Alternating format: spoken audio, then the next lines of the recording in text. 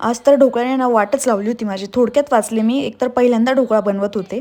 सगळ्यात पहिले ह्या वाटीमध्ये ना मी मीठ, निंबू पावडर आणि साखर घेतली. त्याला एकत्र केलं ह्या पाण्यामध्ये आणि 1 कप जो मी तुम्हाला दाखवला आधी तेवढं वाटी मी पीठ घेतलं होतं आणि त्याच्यामध्ये मस्तपैकी त्याला मिक्स केलं आणि घट्ट करून घेतलं.